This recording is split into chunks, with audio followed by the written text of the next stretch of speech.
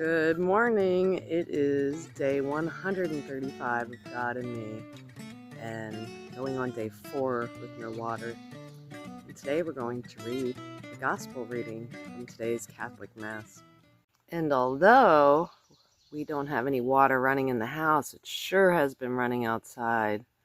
And the toads are still here, copulating all in this little pond of mine. Today's gospel reading is from today's Mass, and when we begin the gospel reading, we cross ourselves here, here, and here, and that's very important. Jesus said to his disciples, "As the Father loves me, so I also love you. Remain in my love. If you keep my commandments, you will remain in my love, just as I have kept my Father's commandments and remain in his love. I have told you this, so that my joy might be in you, and your joy might be complete. This is my commandment: love one another as I love you. No one has greater love than this, to lay down one's life for one's friends. You are my friends if you do what I command you." This is the passage I want to emphasize. I no longer call you slaves, because a slave does not know what his master is doing. I have called you friends, because I have told you everything I have heard from my Father. It was not you who chose me, but I who chose you and appointed you to go and bear fruit that will remain, so that whatever you ask the Father in my name, he may give you. This I command you: love one another. The passage that I highlighted that's important: I no longer call you slaves, because a slave does not know what his master is doing. It's because, I quit my job again last night. Another job in my line of being down here, because most people don't realize that they're being turned into slaves. And it's disturbing to me. It's disturbing to me that people don't even realize that they're turning their fellows into slaves and claiming to be Christians. There may not be child labor laws in West Virginia, but they should still be treated as you would want to be treated. But it seems like that's just this Roman Empire down here that Jesus actually was against, and now Christians love for the most part. They actually enjoyed their slavery to the Roman Empire now. And why would that be a surprise? Because, the Jewish people crucified Jesus himself for speaking against the empire back then, and the Pharisees.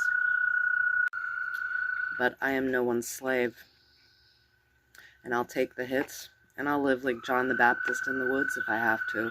I don't really care about money. I don't really care about following rules when there is no discernment exercised by Christians. So that's my morning this morning. I'm happy and free because I walk with Jesus. I don't walk with the ways of this world. Because if you decide to make state your God, that's who will be your God.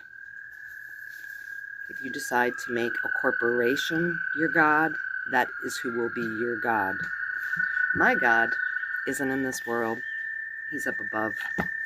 And I go around and do his work. And I hope I scattered some seeds there for these young people to think that they are no one's slave, even under the guise of a pretty good deal.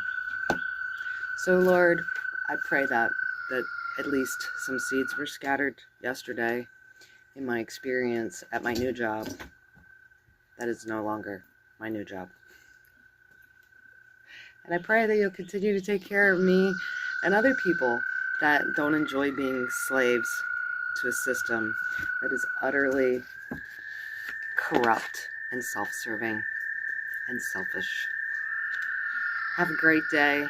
Peace be with you all. Peace and cats. Of course, Domino's got to show up for this video. Whoa, whoa, Domino. I also want to throw in Matthew 23 through 26, and Jesus' words. Yes, woe upon you, Pharisees, and you other religious leaders, hypocrites, for you tithe down to the last mint leaf in your garden, but ignore the important things, justice and mercy and faith.